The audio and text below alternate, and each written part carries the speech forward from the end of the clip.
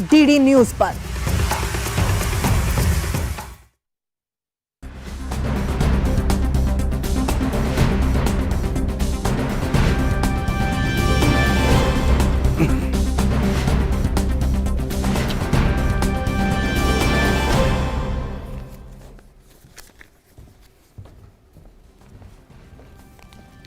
नमस्कार, स्वागत आप सभी का डीडी न्यूज पर। आप देख रहे हैं मिड डे प्राइम। मैं हूं ओम प्रकाश दास और अगले घंटे में हम बात करेंगे देश भर की तमाम बड़ी खबरों की। बताएंगे कि दुनिया भर में कौन कौन सी खबरों पर है सबकी नजर, क्या चल रहा है खेल और अर्थ जगत की दुनिया में, साथ में कुछ झलकियां फिल्म, कला और संस्कृति के क्षेत्र से भी। लेकिन सबसे पहले इस वक्त की हेडलाइंस। भाजपा संसदीय दल की बैठक में G20 को लेकर प्रधानमंत्री का सांसदों से आह्वान। यह भाजपा या सरकार का कार्यक्रम नहीं बल्कि देश का है कार्यक्रम। प्रधानमंत्री ने गुजरात की ऐतिहासिक जीत का श्रेय पार्टी के राष्ट्रीय अध्यक्ष जेपी नड्डा, पार्टी के कार्यकर्ताओं और प्रदेश अध्यक्ष CR पाटिल को दिया।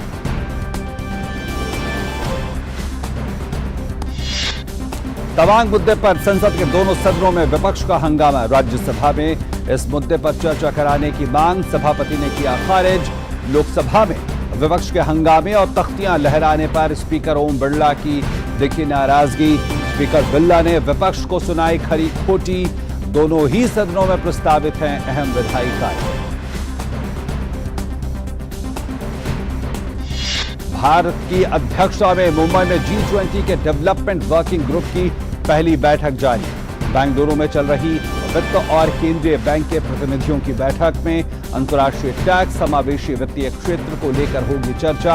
IMF ने जताई उम्मीद, कम आय वाले देशों में खाद्य और ऊर्जा संकट, जलवायु, वित्त और ऋण संकट के महत्वपूर्ण मुद्दे को हल करने में मदद। G20 के अध्यक्ष के रूप में भारत से निभा सकता है बड़ी भूमिका। प्रधानमंत्री नरेंद्र मोदी अहमदाबाद में आज प्रमुख स्वामी महाराज के शताब्दी समारोह के उद्घाटन समारोह में लेंगे भाग। अहमदाबाद में 1 महीने तक चलने वाले उत्सव का अगले साल 15 जनवरी तक होगा आयोजन। अमेरिका के 3 दिवसीय दौरे पर पहुंचे विदेश मंत्री डॉक्टर एस जयशंकर आज परिष्कृत बहुपक्षवाद के लिए नए दिशा निर्देश विषय पर उच्च स्तरीय मंत्री स्तरीय चर्चा की अध्यक्षता करेंगे। भारत दिसंबर महीने के लिए संयुक्त राष्ट्र सुरक्षा परिषद की कर रहा है अध्यक्षता। अर्जेंटीना ने क्रोएशिया को 3-0 से हराकर फीफा विश्व कप के फाइनल में छठी बार बनाई जगह। जूलियन अल्वारेज ने 2 और कप्तान मेसी ने दागे 1 गोल। आज देर रात दूसरे सेमीफाइनल में गत विजेता फ्रांस का सामना मोरक्को से होगा।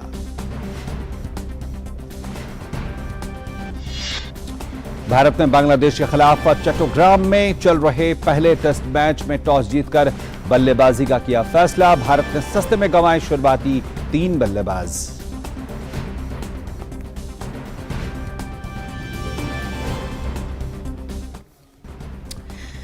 और सबसे पहले डालते हैं इस वक्त की बड़ी खबरों पर नजर।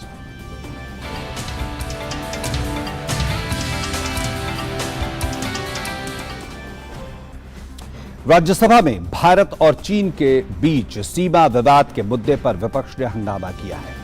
विपक्ष इस मुद्दे पर विस्तृत चर्चा कराने की मांग कर रहा है। वहीं उपसभापति ने कहा कि कल ही इस मुद्दे पर विपक्ष को उनका पक्ष रखने का मौका दिया गया था और बाकी सदस्यों ने भी अपनी बात रखी। उसके बाद भी आप हंगामा कर रहे हैं। रक्षा मंत्री ने इस मुद्दे पर विस्तार से सदन में इस मुद्दे पर पूरी जानकारी दे दी है।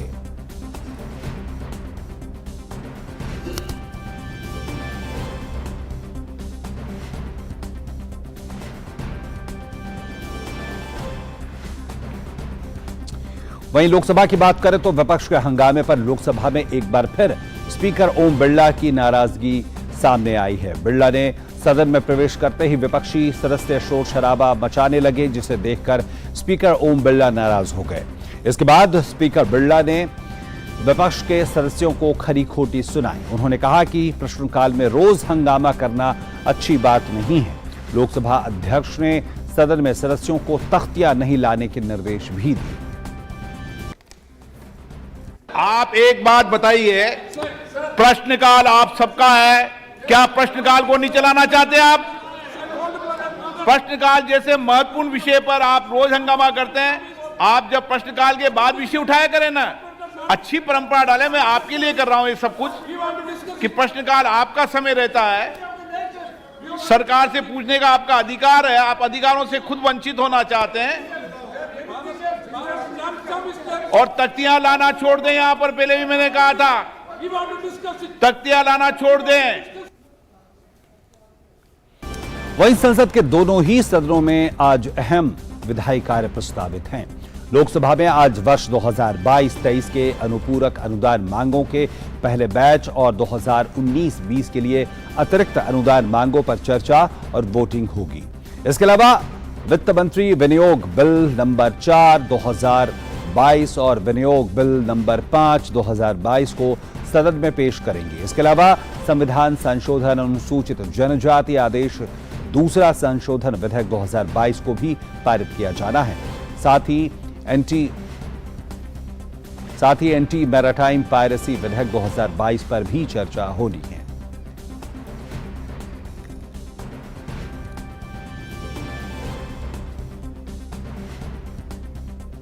तो कई महत्वपूर्ण विधेयक आज विधायी कार्य में हैं, जिस पर चर्चा होनी है। इसके अलावा वहीं राज्यसभा की भी हम बात करेंगे। राज्यसभा भी आज कई अहम विधायी कार्य यहां सूचीबद्ध हैं। केंद्रीय मंत्री अर्जुन मुंडा संविधान अनुसूचित जातियां अनुसूचित जनजातियां आदेश दूसरा संशोधन विधेयक 2022 पर चर्चा का जवाब देंगे।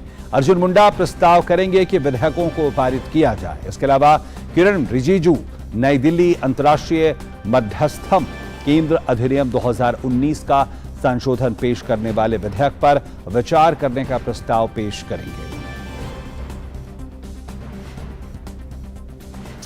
और संसद भवन परिसर में आयोजित भाजपा संसदीय दल की बैठक में प्रधानमंत्री नरेंद्र मोदी का आज जोरदार स्वागत किया गया।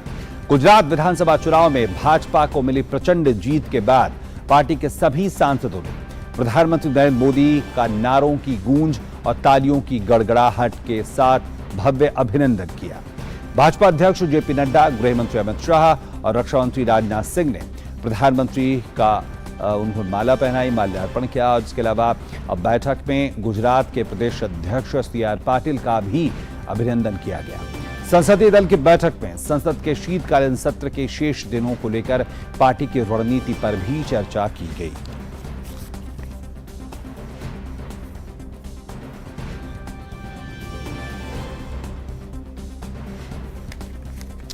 और बैठक के बाद संसदीय कार्य मंत्री प्रहलाद जोशी ने प्रेस को संबोधित करते हुए बताया कि प्रधानमंत्री ने गुजरात विधानसभा चुनाव में भाजपा की प्रचंड जीत का श्रेय गुजरात के भाजपा अध्यक्ष सीआर पाटिल, जेपी नड्डा और गुजरात के भाजपा के कार्यकर्ताओं को दिया। उन्होंने बताया कि प्रधानमंत्री मोदी ने कहा कि हम कार्यकर्ताओं के बल पर किस तरह चुनाव जीत सकते हैं, इसका उदाहरण गुजरात का चुनाव है।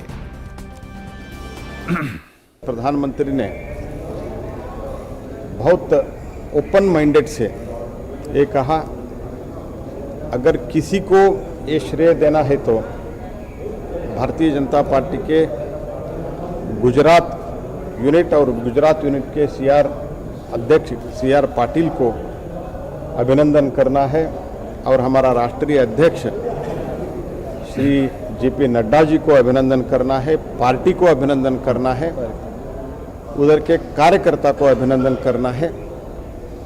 एक पार्टी लगातार संगठन के बलबूते पर कैसे लगातार जीत सकते हैं, पार्टी का संगठित शक्ति का एक उदाहरण है, ऐसे माननीय प्रधानमंत्री जी ने कहा है। वहीं संसदीय कार्य मंत्री प्रहलाद जोशी ने यह भी कहा कि G20 के विषय में प्रधानमंत्री नरेंद्र मोदी ने कहा कि G20 भाजपा या सरकार का कार्यक्रम नहीं है, ये देश का कार्यक्रम है। जो भी विदेशी मेहमान आएंगे, अतिथि देवो भवः को अपनाते हुए उनका स्वागत करना चाहिए। पीएम ने कहा कि सभी लोगों को इसमें कैसे शामिल कर सकते हैं, इसके बारे में सोचना चाहिए।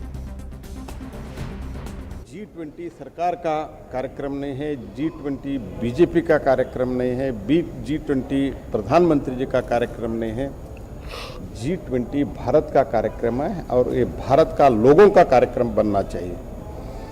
सब लोग इन्वॉल्व होना चाहिए। उदाहरण स्वरूप में उन्होंने कहा जिस शहर में G20 का कार्यक्रम होता है उस शहर में हम और ज़्यादा इंतज़ाम करके लोगों को इन्वॉल्व करके स्वच्छता कार्यक्रम करना चाहिए। जो विदेशी मेहमान आएंगे, अतिथि देवो भव, इसका अपनाते हुए उनको स्वागत करना चाहिए। जिस शहर में हो रहा है उधर रंगोली लगाना चाहिए, दिया जलाना चाहिए। सभी लोगों को इसमें कैसे इन्वॉल्व कर सकते, इनोवेटिव आप थिंकिंग करो, ऐसे माननीय प्रधानमंत्री जी ने हम सबको, हमारे सब MP गण को उन्होंने आह्वान किया है। और वहीं गुजरात भाजपा अध्यक्ष CR पाटिल ने राज्य में भाजपा के रिकॉर्ड जीत पर उन्हें श्रेय दिए जाने के लिए प्रधानमंत्री का शुक्रिया अदा किया। उन्होंने कहा कि प्रधानमंत्री ने सभी कार्यकर्ताओं और मुझे श्रेय दिया है, मैं इसके लिए प्रधानमंत्री का धन्यवाद करता हूं। पूरे गुजरात के कार्यकर्ताओं को उन्होंने सम्मान दिया है और अप्रिशिएट किया। इसके लिए मैं आदरणीय प्रधानमंत्री जी का बहुत बहुत आभारी हूँ। कोई भी चैलेंज आएगा उसको हम देखेंगे, उसके ऊपर काम करेंगे। उधर कांग्रेस अध्यक्ष और राज्यसभा में विपक्ष के नेता मल्लिकार्जुन खड़गे ने आज सभी विपक्षी दलों के नेताओं के साथ संसद की रणनीति तय करने के लिए बैठक की। वहीं भाग लेने वाले दलों में Congress, DMK, Sapa, CPM, CPI, JDU और RLD शामिल हैं। वहीं विपक्ष की बैठक में AIUDF और मुस्लिम लीग और केरल कांग्रेस भी शामिल रही हैं। विपक्ष की बैठक में कम से कम 15 दल शामिल हुए। वहीं विपक्ष ने भारत चीन सैन्य झड़पों के बढ़ने पर नियम 267 और 176 के तहत चर्चा की अनुमति नहीं देने और अन्य मुद्दों पर चर्चा की। और संसद की पूरी कार्रवाई पर ज्यादा जानकारी और अपडेट के साथ हमारे संवाददाता अनुज यादव हमारे साथ जुड़ गए हैं। अनुज, सबसे पहले बात करते हैं भाजपा की जो संसदीय बोर्ड की बैठक हुई है उसके बारे में। किस तरह से आपको लगता है कि जो प्रधानमंत्री ने जिस तरह से पार्टी कार्यकर्ताओं को श्रेय दिया, आपको लगता है कि एक तरह से एक बड़े संदेश की तरह सिर्फ भाजपा के लिए नहीं बल्कि तमाम राजनीतिक दलों के लिए यह संदेश है कि कैसे कार्यकर्ता के बल पर चुनाव जीते जा सकते हैं? देखिए, बिल्कुल, जब संसदीय बोर्ड की जब बैठक शुरू हुई तो निश्चित तौर पर जितना भी एक वहाँ पर माहौल था, सभी जितने भी सांसद थे उन्होंने प्रधानमंत्री नरेंद्र मोदी का स्वागत किया। और निश्चित तौर पर क्योंकि जिस तरीके से भारतीय जनता पार्टी का संगठन मजबूत है, बूथ स्तर पर कार्य किया जाता है, प्रधानमंत्री नरेंद्र मोदी ने उस जीत का पूरा श्रेय जो है कार्यकर्ताओं को दिया। और जो मुखिया हैं गुजरात के भारतीय जनता पार्टी के जो मुखिया हैं CR पाटिल, उनको उसका पूरा श्रेय दिया। तो वहां पर जिस तरह की बातें सामने निकल कर आई कि देखिए, एक जो नेतृत्व की जो क्षमता होती है, किस तरीके से किसी राजनीतिक दल को मोटिवेट करती है जमीनी स्तर पर काम करने के लिए। और कार्यकर्ता ही एक सबसे बड़ी वो सेना किसी भी राजनीतिक दल के लिए ओपी होती है जो उस रथ को जो है आगे बढ़ाती है, या हम कह सकते हैं कि किसी भी राजनीतिक दल को सत्ता की कुर्सी तक पहुंचाती है। तो वहां पर एक माहौल दिखाई दिया। सांसदों ने भले ही प्रधानमंत्री नरेंद्र मोदी का अभिवादन किया, उनका स्वागत किया, लेकिन प्रधानमंत्री ने कहा कि यह सब कार्यकर्ताओं की जीत है। तो वहां इस पर तो चर्चा हुई। आने वाले समय में जो G20 के अंदर जिस तरीके से भारत को अध्यक्षता करने का मौका मिल रहा है, उस पर किस तरीके से पूरे देश के अंदर कार्यक्रम किए जाएंगे, उसको लेकर भी सांसदों से आह्वान किया है प्रधानमंत्री नरेंद्र मोदी ने कि ये एक बड़ी जिम्मेदारी भारत को मिली और इसमें सभी की सहभागिता होनी चाहिए। जी, अब जरा संसद के अंदर की बात कर लें। जिस तरह से विपक्ष पहले से इस बात की तैयारी कर रहा था कि तमाम मुद्दों पे जो है सदन में अपनी बात उठानी है, क्या आपको लगता है जिस तरह से जो भारत चीन सीमा विवाद को लेकर विपक्ष मांग कर रहा है, तमाम तरह की बहस की अलग अलग नियमों के तहत, क्या आपको लगता है इसको लेकर कोई बीच का रास्ता देखने को मिल सकता है? देखिए, इसमें सबसे बड़ी बात है, कल भी हम देखें तो कल भी इसी मुद्दों को लेकर कांग्रेस ने दोनों सदनों में हंगामा किया था। हालांकि इसमें लोकसभा अध्यक्ष की तरफ से भी और राज्यसभा के जो सभापति हैं उनकी तरफ से आश्वासन दिया गया था कि जो केंद्रीय रक्षा मंत्री राजनाथ सिंह है वो बयान देंगे, और उसके बाद पूरी विस्तृत वहां की स्थिति के बारे में जानकारी भी दी गई। राजनाथ सिंह जो यहाँ पर जो केंद्रीय मंत्री हैं उन्होंने इस बात को साफ तौर पर कहा कि वहां पर जो झड़प हुई थी उसके बाद जो वहां की सेना के बीच में जो झड़प हुई थी उनको वापस उनको खदेड़ भी दिया गया और करारा जवाब भी दिया गया, और वहां पर किसी भी तरह की अनुज, प्रधानमंत्री से स्पष्टीकरण की मांग भी की जा रही है।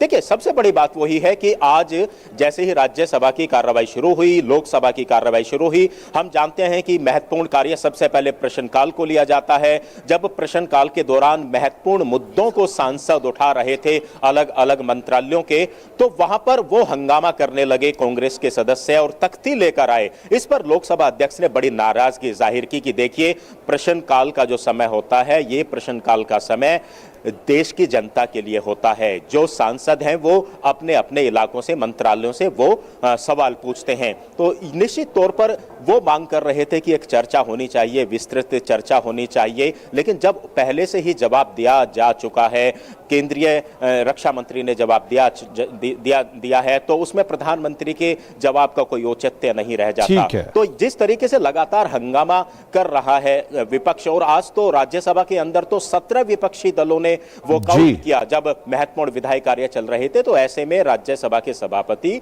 और लोकसभा के जो अध्यक्ष हैं उन्होंने कहा कि ये आप जिस तरह से हंगामा कर रहे हैं इसमें एक अच्छा मैसेज देश की पंचायत से नहीं जाता है। आपको जनता ने चुनकर भेजा है जनता के सवालों को उठाने के लिए, और खासकर तब जब बेहद महत्वपूर्ण विधायी कार्य लंबित हैं जिनको पास करना बेहद जरूरी है। बहुत बहुत धन्यवाद अनुज हमारे साथ जुड़ने के लिए और तमाम अपडेट्स के लिए। और रुक रहे हैं यहाँ पे एक छोटे से ब्रेक के लिए, बने रहे हमारे साथ।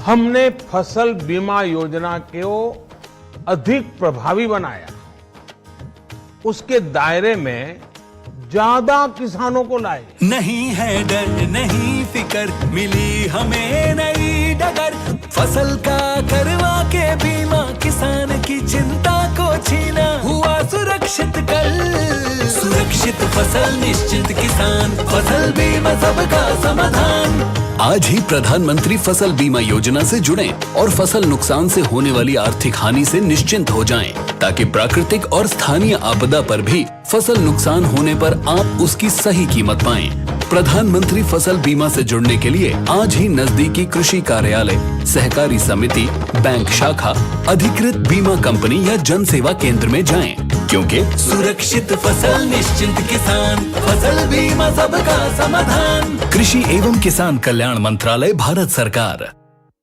REC unleashes the potential of energy. REC funds energy. Funding that catalyzes. Funding that inspires. Funding that transforms. For sustainability and reliability. For investment and development. Adding value every day in every way. This is what our energy is. This is REC.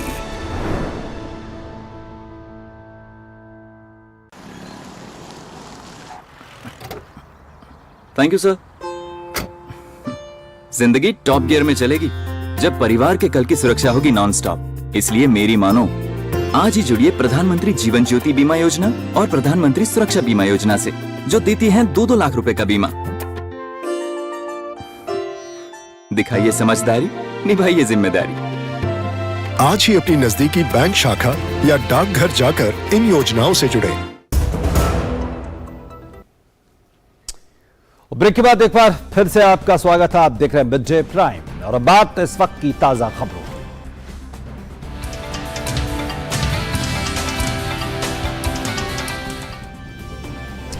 देश भर में राष्ट्रीय ऊर्जा संरक्षण दिवस मनाया जा रहा है। इसका उद्देश्य ऊर्जा दक्षता और संरक्षण में देश की उपलब्धियों को दिखाना है। नई दिल्ली के विज्ञान भवन में आयोजित मुख्य कार्यक्रम में राष्ट्रपति द्रौपदी मुर्मू मुख्य अतिथि के रूप में शामिल हुई। समारोह में राष्ट्रपति द्रौपदी मुर्मू ने ईवी यात्रा पोर्टल को भी लॉन्च किया।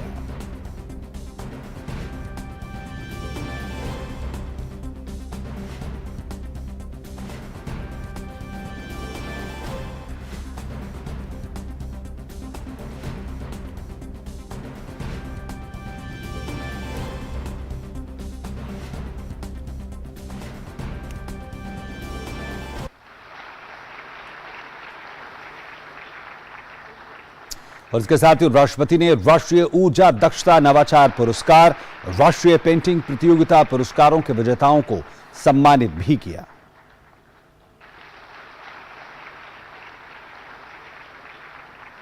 राष्ट्रपति द्रौपदी मुर्मू ने विज्ञान भवन में कार्यक्रम आने वाले पीढ़ियों के लिए स्वच्छ पर्यावरण पर इस दौरान बल दिया।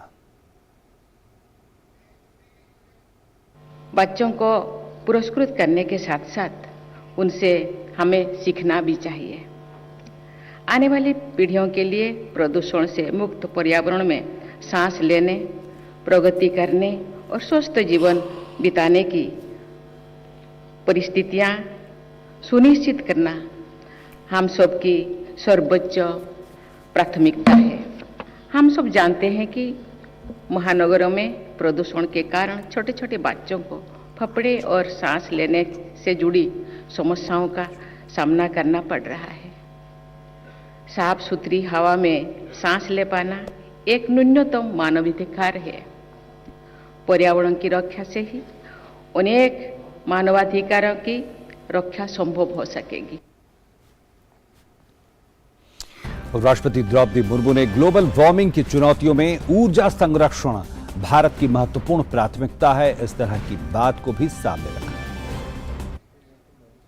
क्लाइमेट चेंज और ग्लोबल वार्मिंग की चुनौतियों का सामना करने की संदर्भ में ऊर्जा संरक्षण वैश्विक प्राथमिकता भी है और हमारी राष्ट्रीय प्राथमिकता भी है। यद्यपि भारत द्वारा किया जा रहा है प्रति व्यक्ति कार्बन उत्सर्जन और जीएचजी एमिशन वर्ल्ड एवरेज के 1/3 से भी कम है, फिर भी एक जिम्मेदार देश के रूप में भारत पर्यावरण के क्षेत्र में अग्रणी योगदान दे रहे हैं, नेतृत्व प्रदान कर रहे हैं। सस्टेनेबल डेवलपमेंट गोल्स के मानकों तथा पेरिस एग्रीमेंट के तहत नवीकरण ऊर्जा क्षमता की अपनी कुछ प्रतिबद्धताओं को भारत ने नियत अवधि से पहले ही प्राप्त कर लिया है। साथ ही राष्ट्रपति ने कहा कि भारत ने COP26 में विश्व समुदाय से पर्यावरण के अनुकूल जीवन शैली अपनाने का संदेश दिया। भारत ने COP26 में विश्व समुदाय से पर्यावरण अनुकूल जीवन शैली को अपनाने का अनुरोध करते हुए लाइफस्टाइल फॉर इन्वायरमेंट अर्थात लाइफ का संदेश दिया था। भारतीय संस्कृति और परंपरा में लोगों की जीवन शैली हमेशा लाइफ के उस संदेश के अनुरूप ही हो रही है। प्रकृति का सम्मान करना, प्राकृतिक सामग्री का अपव्यय न करना और प्राकृतिक संपदा को बढ़ाने के उपाय करना ऐसी जीवन शैली का अभिन्न अंग होता है। भारत की अग्रणी भागीदारी के साथ पूरा विश्व समुदाय ऐसे जीवन शैली अपनाने के लिए आगे बढ़े, यही भारत का विश्वव्यापी प्रयास है। और साथ ही राष्ट्रपति महोदय ने कहा कि G20 की अध्यक्षता के दौरान भारत का थीम भी वन अर्थ, वन फैमिली और वन फ्यूचर है। G20 की अध्यक्षता के दौरान भारत ने वसुधैव कुटुंबकम के आदर्श के अनुसार one earth, one family, one future के थीम को अपनाया है तथा हम इसे विश्व पटल पर प्रसारित भी कर रहे हैं। और अब नजर डालते हैं कुछ अन्य राष्ट्रीय खबरों पर।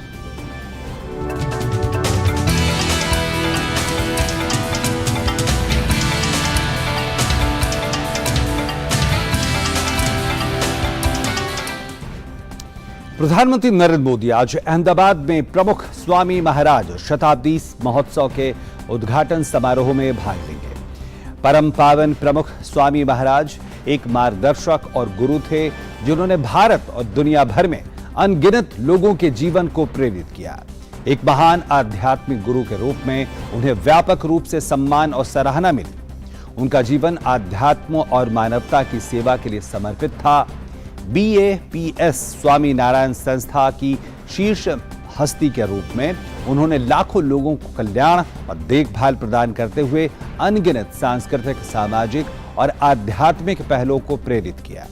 महामहिम प्रमुख स्वामी महाराज के जन्म शताब्दी वर्ष में दुनिया भर के लोग उनके जीवन और कार्य का जश्न मना रहे हैं। साल भर चलने वाले विश्वव्यापी समारोह का समापन प्रमुख स्वामी महाराज शताब्दी महोत्सव में होगा, जिसकी मेजबानी BAPS स्वामीनारायण मंदिर शाहीबाग द्वारा की जाएगी, जो BAPS स्वामीनारायण संस्था का वैश्विक मुख्यालय है।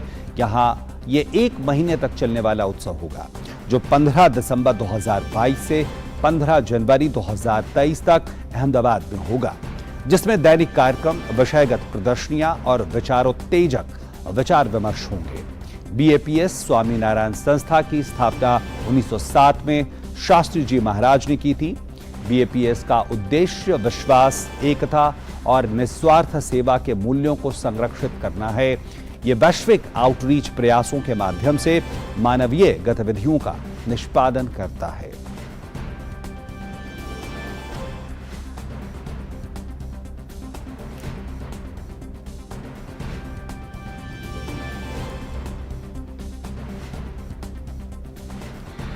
केंद्रीय गृह मंत्री अमित शाह आज कर्नाटक महाराष्ट्र सीमा विवाद पर दोनों राज्यों के मुख्यमंत्रियों से मुलाकात करेंगे।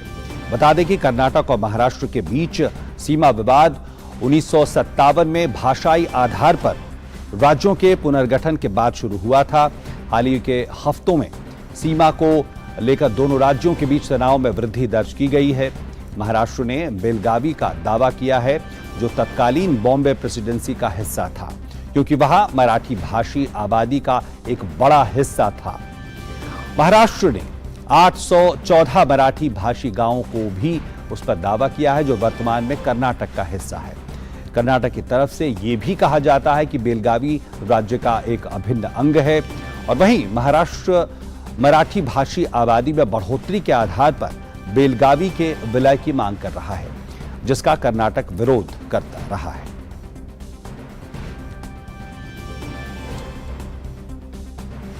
विदेश मंत्री डॉक्टर एस जयशंकर अमेरिका की यात्रा के दौरान आज महत्वपूर्ण मंत्री स्तरीय बैठक में भाग लेंगे। विदेश मंत्री भारत की अध्यक्षता में चल रहे संयुक्त राष्ट्र सुरक्षा परिषद के उच्च स्तरीय कार्यक्रमों में से एक परिष्कृत बहुपक्षवाद के लिए नए दिशा निर्देश विषय पर उच्च स्तरीय मंत्री स्तरीय चर्चा की अध्यक्षता करेंगे। वहीं कल विदेश मंत्री आतंकवाद से निपटने के विषय पर चर्चा करेंगे। ये दोनों विषय भारत के लिए प्रमुख प्राथमिकता रही है। यात्रा के दौरान डॉक्टर जयशंकर संयुक्त राष्ट्र मुख्यालय में महात्मा गांधी की प्रतिमा का भी अनावरण करेंगे। इससे पहले विदेश मंत्री डॉक्टर एस जयशंकर ने न्यूयॉर्क में संयुक्त राष्ट्र महासभा के 77वें सत्र के अध्यक्ष सिबासा कोरोसी से मुलाकात की, और एस जयशंकर ने कहा कि सिबासा कोरोसी के साथ संयुक्त राष्ट्र सुरक्षा परिषद और G20 अध्यक्षता के लक्ष्यों के साथ सुधारित बहुपक्षवाद के महत्व पर चर्चा हुई। विदेश मंत्री डॉक्टर एस जयशंकर ने अमेरिका की यात्रा के दौरान जापान के विदेश राज्य मंत्री यामादा केंजी के साथ मुलाकात की। एस जयशंकर ने कहा कि G4 सदस्य के रूप में भारत और जापान सुधारित बहुपक्षवाद को आगे बढ़ाने के लिए मिलकर कार्य कर रहे हैं। और बुलेटिन में देखते हैं G20 के आयोजन से जुड़ी खबरें।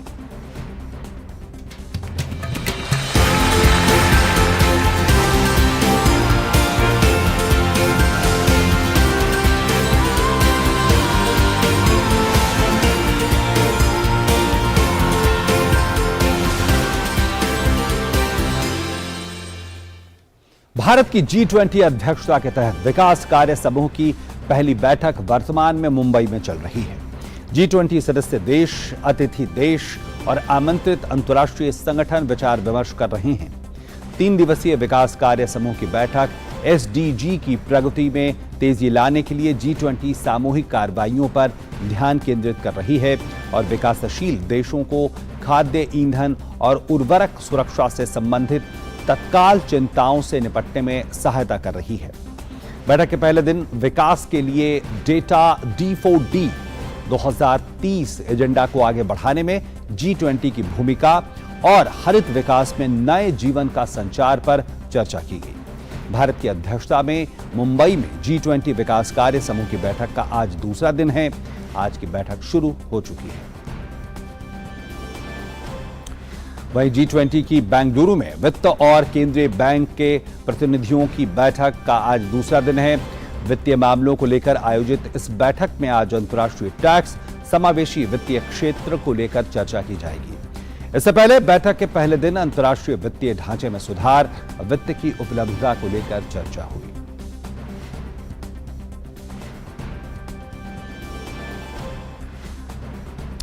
और बैठक का पहला दिन एक सांस्कृतिक कार्यक्रम के साथ समाप्त हुआ, जिसमें महाराष्ट्र के राज्यपाल भगत सिंह कोश्यारी ने भाग लिया। सांस्कृतिक कार्यक्रम ने महाराष्ट्र के समृद्ध लोक नृत्य और संगीत परंपराओं को प्रदर्शित किया।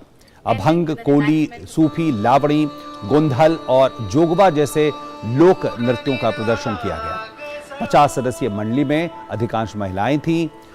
उन्होंने पुनेरी ढोल का ताल वादन भी प्रस्तुत किया।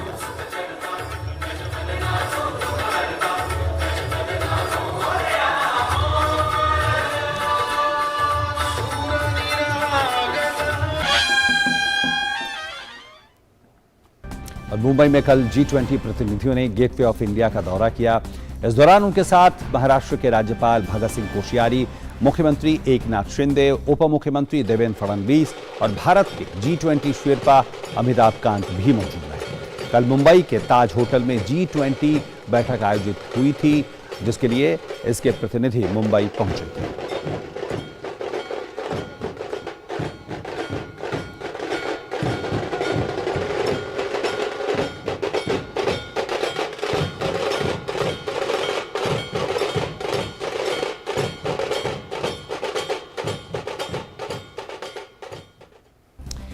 और मुंबई ने G20 सम्मेलन के उत्साह को दोगुना बढ़ा दिया है। इस मौके पर गेटवे ऑफ इंडिया परिसर को लाइटों से रोशन किया गया।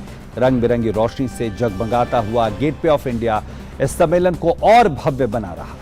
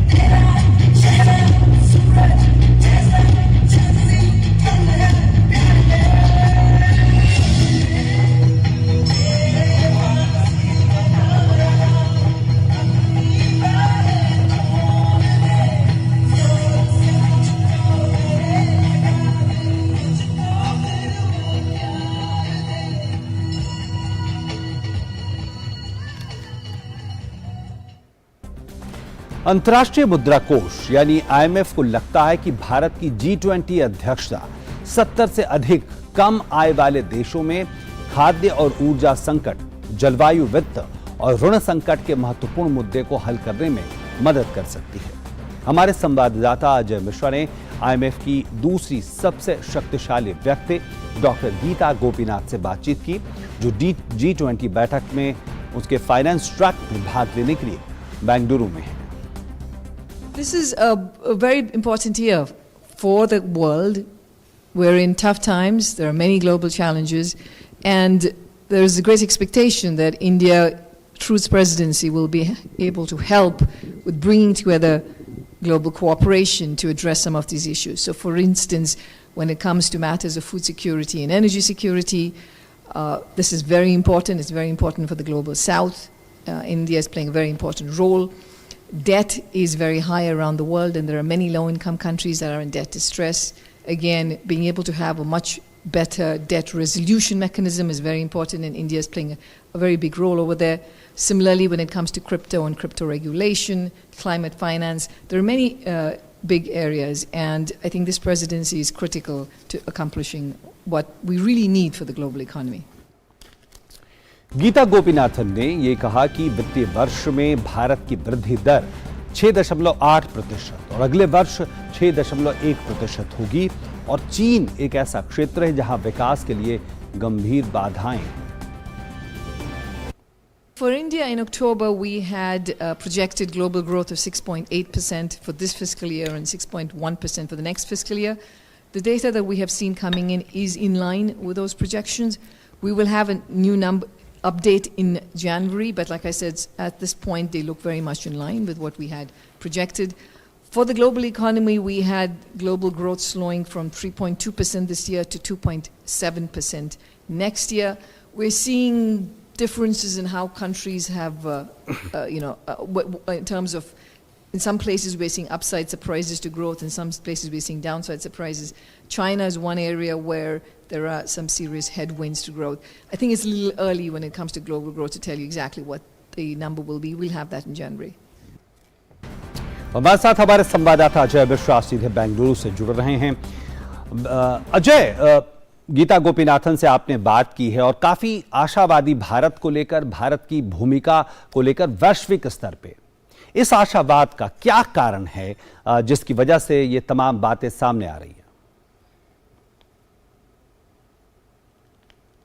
अध्यक्षता जब से संभाली है, बहुत सारी जो ग्लोबल प्रायोरिटीज़ हैं उसके अनुसार जो ये एजेंडा तय किया गया है उसको लेकर के उम्मीदें और ज़्यादा बढ़ गई हैं। जैसा कि आपको पता है कि जब पूरी दुनिया पर आर्थिक मंदी के बादल छाए हुए हैं, सभी एजेंसियां लगातार जो ग्लोबल ग्रोथ रेट है उसके अनुमान में कमी ला रही हैं। भारत अभी भी ब्राइट स्पॉट बना हुआ है, सबसे तेज़ रफ्तार अर्थव्यवस्था का तमगा अभी भी भारत के पास है। दूसरी बात, इससे मैक्रो इकोनॉमिक जो रेजिलियंस है भारत में, उससे काफ़ी कुछ सीख सकता है। और जिस तरह से कोविड के दौरान भारत ने डिजिटल ट्रांसफॉर्मेशन किया, टेक्नोलॉजी की ट्रांसफॉर्मेशन किया, पब्लिक गुड्स इंफ्रास्ट्रक्चर का निर्माण किया जो कि सेवाओं को आम आदमी तक पहुंचाने में काफ़ी सहायक सिद्ध हुआ, वो एक ज़बरदस्त मॉडल बन करके उभरा है। चाहे वो डिजिटल पेमेंट की बात हो, चाहे वो डीबीटी की बात हो, जनधन की बात हो, आधार मोबाइल को जोड़ने की बात हो, दुनिया ऐसा लगता है कि उससे सीख सकती है, क्योंकि 400 करोड़ लोगों के पास अभी अपनी एक डिजिटल आइडेंटिटी नहीं है। पूरी दुनिया में हमारे पास आधार है। 200 करोड़ लोगों के पास खाते नहीं हैं। हमने 43 करोड़ अपने जनधन खाते खोले हैं, जो पूरी अमेरिका की जनसंख्या के बराबर है। 130 देश ऐसे हैं जहां पर डिजिटल पेमेंट की कोई सुविधा ही नहीं है, और इस वक्त हम डिजिटल पेमेंट की दुनिया में चीन से 3 गुना, और अगर आप अमेरिका, कनाडा, जापान, जर्मनी और यूरोपियन यूनियन को मिला दें तो उससे 7 गुना ज़्यादा डिजिटल पेमेंट करते हैं और सबसे इफेक्टिव तरीके से करते हैं। तो ये कुछ बड़ी बातें हैं जिसकी वजह से भारत एक ब्राइट स्पॉट बना हुआ है, और सभी की उम्मीदें भारत से इस प्रेसिडेंसी को लेकर के काफी ज्यादा बढ़ गई हैं। अजय, और खासकर जो बेंगलुरु में बैंकिंग क्षेत्र के और फाइनेंशियल ट्रैक से संबंधी जो बैठकें चल रही है, दूसरा दिन है आज, क्या महत्वपूर्ण चीजें हैं जिसको लेकर हम जब शिखर सम्मेलन होगा G20 का, इसकी छाया हम वहां तक जाते हुए और बाद में इसका क्रियान्वयन पूरी दुनिया में देख पाएंगे? तो जो पहला सेशन है वो इंटरनेशनल टैक्सेशन को लेकर के है। गूगल जैसी जो आईटी कंपनीज है, बड़ी आईटी कंपनीज, उनके टैक्सेशन को लेकर के पूरी दुनिया में बहस चल रही है कि उनको टैक्स कहाँ किया जाए, जहां वो अपनी सेवाएं देती हैं या फिर पेरेंट कंट्री जहां पर वो रजिस्टर्ड है, मिसाल के तौर पर अमेरिका। दूसरी बात है कि ग्लोबल हेल्थ बहुत इंपॉर्टेंट है। पैंडेमिक ने हमने ये सिखाया है कि अगर कोई ऐसी परिस्थिति आती है तो हम कैसे पूरी दुनिया में कोऑर्डिनेटेड एफर्ट से उसकी चुनौती का सामना करें। ये भी एक दूसरा मुद्दा है जिसको आप ग्लोबल हेल्थ के तहत देखते हैं। तीसरा है फाइनेंशियल इंक्लूजन, जिसमें भारत चैंपियन है, और कोशिश ये की जा रही है कि कैसे भारत की जो सफलता है उसको पूरी दुनिया तक पहुंचाया जाए, और भारत इसमें दुनिया को मदद करने के लिए भी तैयार है। इन 3 सेशंस के अलावा जो मल्टीलैटरल डेवलपमेंट बैंक्स हैं, IMF, वर्ल्ड बैंक, AIIB, अभी हमने इंटरनेशनल सोलर अलायंस शुरू किया है, इन सब का कैसे रिफॉर्म किया जाए, बदलते हुए परिवेश में कैसे इस्तेमाल किया जाए, उस पर चर्चा हुई है। और भविष्य की टेक्नोलॉजीज, ग्रीन टेक्नोलॉजीज में कैसे फाइनेंस को बढ़ावा दिया जाए, उसको लेकर के एक दूसरा साइड इवेंट हुआ है। तो ये 5 चीजें मोटे तौर पर इस दूसरे दिन की बैठक जो फाइनेंस ट्रैक की बेंगलुरु में हुई है वो सामने आई है। लेकिन सबसे इंपॉर्टेंट यह है कि आगे जाते हुए कैसे वैश्विक आर्थिक मुद्दों पर एक राय बनाने की कोशिश की जाए। और मैंने कुछ डेवलपिंग नेशन से बात की ऑफ रिकॉर्ड, वो कह रहे हैं कि भारत ने बहुत अच्छा प्रदर्शन किया है, और कुछ देशों में तो जो इन्फ्लेशन है वो 40 साल 30 साल के उच्चतम स्तर पर है, लेकिन भारत ने मैनेजमेंट जो मैक्रो इकोनॉमिक स्तर पर किया है वो जबरदस्त है, और उससे सीखने की जरूरत है। और जो कंजर्वेटिव अप्रोच हमने बनाया है, जो हमने पैसा प्रिंट नहीं किया, जो हमने इन्फ्लेशन को बढ़ने नहीं दिया, एक बहुत अच्छा सिग्नल दिया है पूरी। बिल्कुल, फिर से कर रहा हूं कि उम्मीदें जी तो नजरें बनी रहेगी इस पूरी बैठक पे। बहुत बहुत धन्यवाद अजय हमारे साथ जुड़ने के लिए। और आगे बढ़ेंगे। बिहार में शराबबंदी के बावजूद घटिया किस्म की शराब का कारोबार तेजी से चल रहा है। जहरीली शराब के कारण आए दिन बिहार के किसी न किसी जिले में लोगों की मौत होना आम बात हो गई है और इसी कड़ी में बिहार के छपरा जिले के मशरक और इशुआपुर में वहां से दर्दनाक खबर सामने आई है। यहां जहरीली शराब पीने से 7 लोगों की मौत हो गई है, वहीं 6 लोग गंभीर रूप से बीमार हो गए हैं।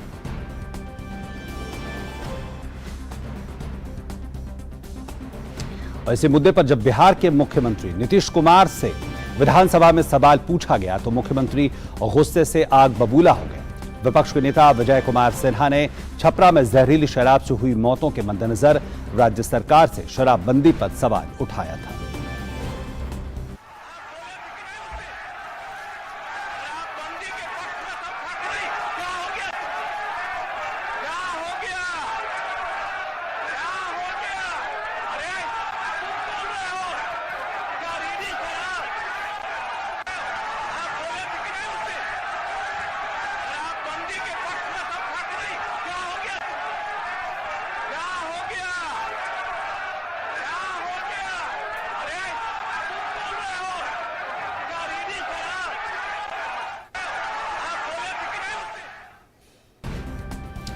और जाहिर है जहरीली शराब से होने वाले मौतों पर नीतीश सरकार की शराबबंदी की पोल खोलकर रख दी गई। इस मुद्दे पर हमारे संवाददाता रजनीश त्रिपाठी ने भाजपा सांसद राजीव प्रताप रूडी से खास बातचीत की।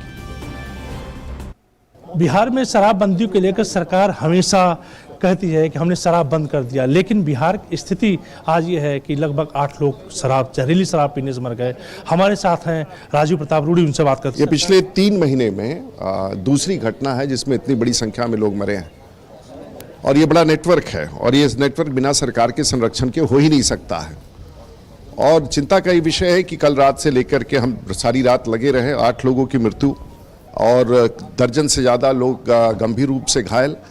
लेकिन चिंता उससे बड़ा है कि सैकड़ों की संख्या में लोग घर में छिपे हुए हैं पुलिस के डर से कि उन्होंने शराब पिया है और उनकी रोशनी जारी है। अगर उन्हें ढूंढकर निकाला नहीं गया तो ये बहुत बड़ा हादसा का कारण बन चुका है और सरकार की नीति तो बिल्कुल तरह से फेल है शराबबंदी पर। एक तरफ शराबबंदी और दूसरी तरफ बड़ा व्यापार चल रहा है अवैध शराब का। तो पता नहीं कब तक बिहार की जनता ये बर्दाश्त करेगी और मरने वाले सब गरीब हैं। देखिए सर, सरकार तो ये कहती है कि हमने पूरी तरह से शराबबंदी बंद कर दी है, तब ये कैसे लगता नहीं? क्या बिल्कुल गलत है और मरने वाले सबसे अधिक है और सबसे ज़्यादा वितरण अगर शराब का होता है तो शहरों में नहीं होता है। ये गांव में लाखों पेटियां हर माह गरीबों के बीच में जाता है जिससे मौत होती है, जिस पर सरकार का कोई नियंत्रण नहीं है और ये एक बड़ा व्यवसाय है। कैमरामैन एच डी दुबे के साथ रजनीश त्रिपाठी, डीडी न्यूज, दिल्ली। और भाजपा ने आज मेघालय के 4 विधायक भाजपा में आज शामिल हुए हैं। फेरलिन संगमा, सैमुअल संगमा, बेनेडिक्ट मारक और HM शापलयांग। ये असम के मुख्यमंत्री हेमंत बिस्वा शर्मा ने उन्हें सदस्यता दिलवाई और भाजपा की सदस्यता ग्रहण करने वाले विधायक NPP और TMC से हैं। और भाजपा प्रवक्ता संबित पात्रा ने कहा कि पूर्वोत्तर भारत प्रधानमंत्री नरेंद्र मोदी के नेतृत्व में तेजी से विकास कर रहा है। मोदी जी के नेतृत्व में जिस प्रकार का डेवलपमेंट आज भारतीय जनता पार्टी शासित नॉर्थ ईस्ट प्रदेशों में हो रहा है, आसाम में हो रहा है माननीय मुख्यमंत्री जी के नेतृत्व में, मणिपुर में हो रहा है माननीय बीरेन जी के नेतृत्व में, आज त्रिपुरा में जिस प्रकार से मानिक शाह जी के नेतृत्व में डेवलपमेंट हो रहा है और अरुणाचल प्रदेश में पेमा कांडू जी के नेतृत्व में मोदी जी के आशीर्वाद से जिस प्रकार का नेतृत्व हो रहा है, there is a comparison amongst all the states and this is what Modi ji always tells कि ये जो कॉम्पिटिटिव कंपैरिजन है, this is what is going to propel north east towards the new engine of growth of India.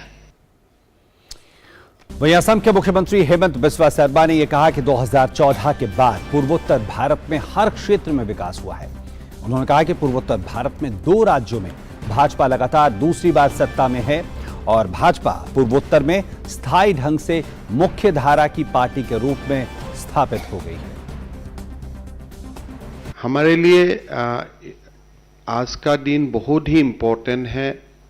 4 मौजूदा विधायक in Meghalaya Assembly, they have joined BJP today, and I think this is a very new beginning they have decided to join in Bharatiya Janata Party today, reposing complete faith in the leadership of Prime Minister Narendra Modi.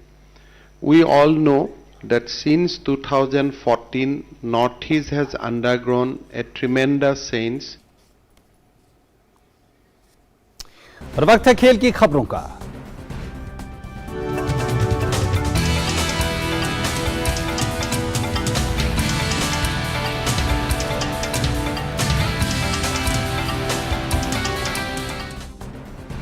और खेल prime के साथ अब हमारी सहयोगी सुचित्रा हमारे साथ मौजूद हैं। सुचित्रा, अब आपके पास। शुक्रिया ओपी। और सबसे पहले हम बात करते हैं फुटबॉल विश्व कप से जुड़ी हुई।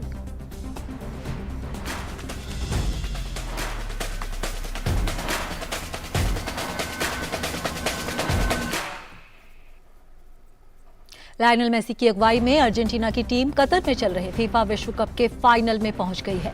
टीम ने मंगलवार देर रात लुसैल स्टेडियम में खेले गए पहले सेमीफाइनल में क्रोएशिया को 3-0 से हरा दिया। ये छठी बार है जब अर्जेंटीना की टीम फुटबॉल विश्व कप के फाइनल में पहुंची है। अर्जेंटीना की टीम पिछली बार 2014 के विश्व कप फाइनल में पहुंची थी। मेसी ने इस मैच में शानदार प्रदर्शन किया। उन्होंने टीम के लिए पहला गोल पेनल्टी पर 34वें मिनट में किया। इसके बाद जूलियन अल्वारेज ने 39वें मिनट और 69वें मिनट में गोल कर टीम को 3-0 से आगे कर दिया। इसके बाद मैच में कोई और गोल नहीं हुआ और अर्जेंटीना ने 3-0 से ये मैच अपने नाम कर प्रतियोगिता के फाइनल में जगह बना ली।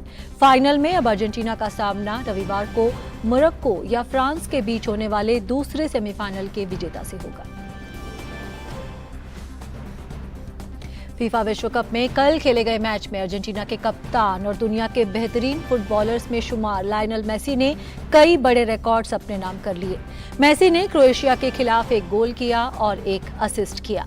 मेसी जैसे ही मैदान पर उतरे, उन्होंने फीफा विश्व कप के इतिहास में सबसे अधिक 25 मैच खेलने वाले जर्मनी के पूर्व फुटबॉलर लोथर मैथ्यूज के रिकॉर्ड की बराबरी कर ली। फाइनल मैच में मैदान पर उतरते ही मेसी विश्व कप में सबसे ज्यादा मैच खेलने वाले खिलाड़ी बन जाएंगे। मेसी फीफा वर्ल्ड कप में अर्जेंटीना के लिए सबसे ज्यादा 11 गोल करने वाले खिलाड़ी भी बन गए हैं।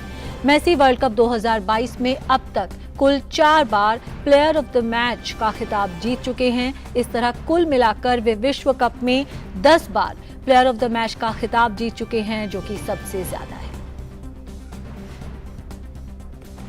कतर में चल रहे फीफा विश्व कप में आज देर रात दूसरे सेमीफाइनल में फ्रांस का सामना मोरक्को से होगा। ये मुकाबला अल बायत स्टेडियम में खेला जाएगा। मोरक्को की टीम इस विश्व कप में अलग ही रंग में दिख रही है और टीम ने बेल्जियम, स्पेन और पुर्तगाल जैसी दिग्गज टीमों को शिकस्त देकर सेमीफाइनल तक की राह तय की है। टीम टूर्नामेंट में अभी तक अजेय है। जबकि फ्रांस की बात करें तो फ्रांस को ग्रुप दौर में ट्यूनीशिया के खिलाफ हार का मुंह देखना पड़ा था। फीफा विश्व कप के दूसरे सेमीफाइनल में 2 ऐसी टीमें हैं जिसमें से एक गत चैंपियन है तो दूसरी पहली बार फाइनल में पहुंचने के लिए बेताब है। बात फ्रांस और मोरक्को की है, जो अब अंतिम 4 में एक दूसरे से भिड़ने के लिए तैयार हैं। बात की शुरुआत फ्रांस से करें तो ये टीम लगातार दूसरी बार सेमीफाइनल में पहुंची है। फ्रांस के लिए अच्छी बात यह है कि टीम के स्टार खिलाड़ी शानदार लय में हैं और इस कड़ी में किलियन एम्बापे का नाम सबसे पहले जुबान पर आता है, जिन्होंने प्रतियोगिता में अभी तक कुल 5 गोल किए हैं। वहीं ओलिविये जिरू भी पीछे नहीं है और अब तक प्रतियोगिता में 4 गोल दाग चुके हैं, जबकि एंटोनी ग्रिजमैन गोल असिस्ट के मामले में शीर्ष पर कायम हैं। उन्होंने इंग्लैंड के खिलाफ 2 असिस्ट किए और फ्रांस की नेशनल टीम के लिए अब तक कुल 28 बार असिस्ट कर चुके हैं। फ्रांस के सेमीफाइनल तक के सफर को देखें तो टीम ने ग्रुप दौर में ऑस्ट्रेलिया को 4-1 से हराया, तो वहीं दूसरे मुकाबले में डेनमार्क को 2-1 से शिकस्त दी। हालांकि टीम को तीसरे मुकाबले में ट्यूनीशिया के हाथों 1-0 से हार मिली, लेकिन इसके बाद टीम ने राउंड ऑफ 16 में पोलैंड को 3-1 से मात दी, जबकि क्वार्टर फाइनल में इंग्लैंड की टीम को 2-1 से शिकस्त दी। उधर मोरक्को की बात करें तो टीम ने इस बार अपने खेल से सभी को चौंका दिया है। टीम बेल्जियम, स्पेन और पुर्तगाल जैसी दिग्गज टीमों को हराकर सेमीफाइनल में पहुंची है। बड़ी बात यह है कि इस टीम का डिफेंस बेहद सॉलिड दिख रहा है, जहां टीम ने अब तक केवल एक बार ही गोल खाया है, वो भी ओन गोल। हालांकि खिलाड़ियों का चोटिल होना इस टीम के लिए जरूर बड़ी दिक्कत बन सकता है। मोरक्को के सेमीफाइनल के सफर को देखें तो टीम ने ग्रुप दौर में क्रोएशिया से गोल रहित ड्रॉ खेला। इसके बाद बेल्जियम को 2-0 से हराया, जबकि कनाडा को 2-1 से मात दी। वहीं राउंड ऑफ 16 में टीम ने स्पेन को पेनल्टी शूटआउट में 3-0 से हराया, जबकि क्वार्टर फाइनल में पुर्तगाल को 1-0 से मात दी। वैसे मोरक्को और फ्रांस के बीच अब तक कुल 7 बार भिड़ंत हुई है, जिसमें 5 बार बाजी फ्रांस के हाथ लगी है, जबकि 2 मुकाबले ड्रॉ रहे हैं। कुल मिलाकर ये टीम डिफेंसिव मोर्चे पर अव्वल दिख रही है। ऐसे में निश्चित रूप से फ्रांस की नजर इन सब बातों पर होगी और ऐसे में फ्रांस के स्ट्राइकरों और मोरक्को के डिफेंडरों के बीच की भिड़ंत मुकाबले को रोचक बनाएगी। Sports desk, DD news. बात करते हैं क्रिकेट की। भारत और बांग्लादेश के बीच 2 मैच की टेस्ट सीरीज का पहला मुकाबला आज से चटगांव में शुरू हुआ। मैच में भारत ने टॉस जीता और पहले बल्लेबाजी करने का फैसला किया। ताजा समाचार मिलने तक भारत ने 4 विकेट के नुकसान पर 174 रन बना लिए हैं। भारत का पहला विकेट शुभमन गिल के रूप में सामने आया, जो 20 रन पर पवेलियन वापस लौटे। इसकी थोड़ी देर बाद ही कप्तान केएल राहुल और विराट कोहली के विकेट्स भी सामने आ गए और इसके बाद एक पार्टनरशिप अच्छी देखने को मिली। ऋषभ पंत, चेतेश्वर पुजारा ने चौथे विकेट के लिए 64 रन जोड़े। ऋषभ पंत 46 रन बनाकर आउट हुए। भारतीय टीम को इससे पहले बांग्लादेश के हाथों वनडे सीरीज 2-1 से गंवानी पड़ी थी। ऐसे में टीम इंडिया की नजर टेस्ट सीरीज में जोरदार तरीके से वापसी करने पर रहेगी। हालांकि अंगूठे की चोट के चलते भारतीय कप्तान रोहित शर्मा पहले टेस्ट में टीम के साथ नहीं है। ऐसे में केएल राहुल टीम की कप्तानी संभाल रहे हैं। तो ये थी खेल जगत से जुड़ी इस वक्त की प्रमुख खबरें। बाकी की खबरों के लिए वापस चलते हैं ओपी के पास। बहुत बहुत धन्यवाद सुचित्रा, इन तमाम खबरों को हमारे दर्शकों तक पहुंचाने के लिए। और अब नजर डालेंगे विश्व की दुनिया भर की तमाम महत्वपूर्ण खबरों पर। आइए देखते हैं।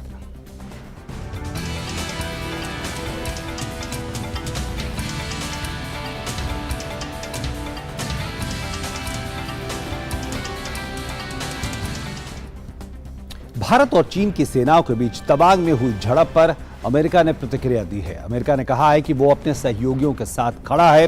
Pentagon press secretary Pat Ryder ने यह कहा कि अमेरिका अपने सहयोगियों की सुरक्षा सुनिश्चित करने को प्रतिबद्ध है। उन्होंने कहा कि अमेरिका स्थिति पर नियंत्रण बनाए रखने में भारत के प्रयासों का पूरा समर्थन करता है। पैट राइडर ने कहा कि अमेरिका रक्षा विभाग भारत चीन सीमा पर LAC पर घटनाक्रमों पर नजर रखता है। उन्होंने बताया कि ऐसा देखा गया है कि PRC LAC के साथ बलों को इकट्ठा कर रहा है और सैन्य बुनियादी ढांचे का निर्माण कर रहा है। अमेरिका ने इतिहास में पहली बार ऊर्जा के एक अनंत स्रोत भंडार की खोज की है। कैलिफोर्निया स्थित लॉरेंस लिवरमोर नेशनल लेबोरेटरी में अमेरिकी वैज्ञानिकों ने सफलतापूर्वक एक परमाणु संलयन प्रतिक्रिया का उत्पादन किया है। इससे बड़ी मात्रा में स्वच्छ ऊर्जा का उत्पादन होगा, जिसका इस्तेमाल कई तरह की ऊर्जा जरूरतों को पूरा करने के लिए किया जा सकता है। US एनर्जी डिपार्टमेंट ने भी इस प्रयोग के सफल होने का ऐलान किया है और वहीं अधिकारियों का कहना है कि यह उपलब्धि राष्ट्रीय सुरक्षा को बेहतर करने और स्वच्छ ऊर्जा के भविष्य के लिए मार्ग प्रशस्त करेगी। शोधकर्ताओं ने केवल 2.1 MJ का उपयोग करने के बाद 2.5 MJ ऊर्जा बनाने में कामयाबी हासिल की। न्यूक्लियर फ्यूजन, जिसे परमाणु संलयन भी कहा जाता है, एक मैन मेड प्रोसेस है और इस प्रक्रिया में सूर्य की तरह शक्ति प्रदान करने वाली ऊर्जा का निर्माण किया जाता है। न्यूक्लियर फ्यूजन तब होता है जब 2 या 2 से अधिक परमाणु एक बड़े परमाणु से जुड़ जाते हैं और भारी मात्रा में गर्म ऊर्जा का निर्माण करते हैं। वहीं अमेरिकी राष्ट्रपति जो बाइडेन ने समलैंगिक विवाह को संरक्षण देने वाला विधेयक पर हस्ताक्षर कर दिए हैं। इस बिल से समलैंगिक समुदाय को आपस में विवाह की इजाजत मिल गई है। अमेरिकी गायिका सिंडी लॉपर ने समलैंगिक विवाह विधेयक पर राष्ट्रपति जो बाइडेन का आभार व्यक्त किया है और व्हाइट हाउस का उन्होंने दौरा किया। सिंडी लॉपर ने यह कहा कि इस बिल को लेकर समलैंगिक समुदाय में काफी खुशी है। यह सामाजिक रुख में बड़े बदलाव को दर्शाता है।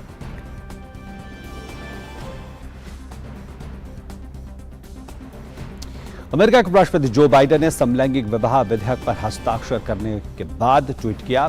ट्वीट में उन्होंने कहा कि आज काफी अच्छा दिन है। आज समानता की दिशा में अमेरिका ने एक और कदम बढ़ाया है। यह कदम स्वतंत्रता और न्याय की ओर न केवल कुछ लोगों के लिए बल्कि सभी के लिए, क्योंकि आज मैंने मैरिज बिल पर हस्ताक्षर किया है।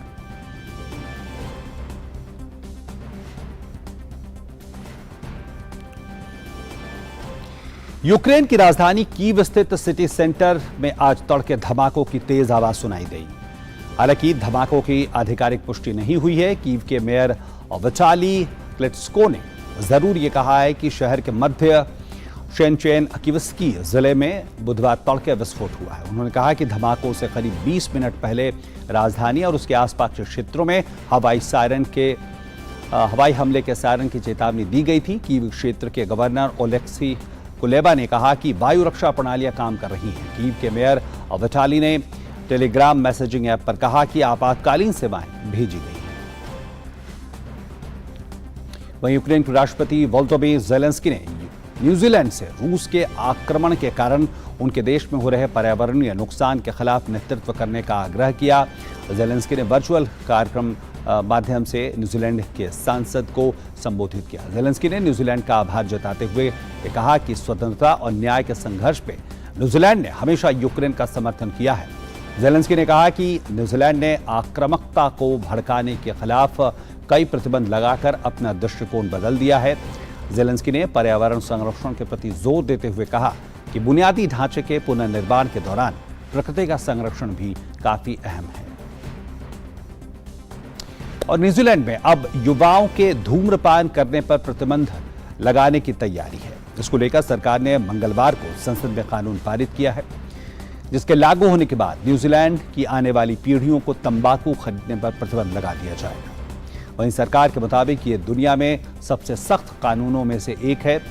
दरअसल नए कानून के तहत 1 जनवरी 2009 या उसके बाद पैदा हुए किसी भी व्यक्ति को तंबाकू बेचने पर प्रतिबंध शामिल है। अगर कोई इसका उल्लंघन करता पाया जाता है तो उस पर भारी जुर्माना लगाया जा सकता है। नेपाल के काभ्रे पालनचौक जिले में कल एक बस दुर्घटना में कम से कम 17 लोगों की मौत हो गई और 15 से ज्यादा लोग घायल हो गए। यह हादसा राजधानी काठमांडू से करीब 48 किलोमीटर दूर पूर्व में स्थित बेथन चौक गांव के पास हुआ। पुलिस अधीक्षक चक्रराज जोशी ने बताया कि यात्रियों से खचाखच भरी एक धार्मिक समारोह से घर जा रही बस बेथन चौक गांव के चलाल गणेश स्थान से दुर्घटना वहां पे हो गई। नेपाल सेना के 7 पुलिस अधिकारी मौके पर बचाव अभियान चल रहे हैं। हादसे के पीछे की वजह का अभी पता नहीं चल पाया। कांगो की राजधानी किंशासा में भारी बारिश के बाद आई बाढ़ और भूस्खलन के कारण कम से कम 120 लोगों की मौत हो गई। बाढ़ ने बड़े पैमाने पर शहर को क्षति पहुंचाई है। बाढ़ के कारण कई घर ढह गए हैं। बाढ़ से प्रभावित लोगों की मदद के लिए तमाम प्रयास किए जा रहे हैं। कांगो के प्रधानमंत्री लगातार बाढ़ प्रभावित क्षेत्रों का दौरा कर रहे हैं। और इसी के साथ मिड डे प्राइम के आज के अंक में इतना ही।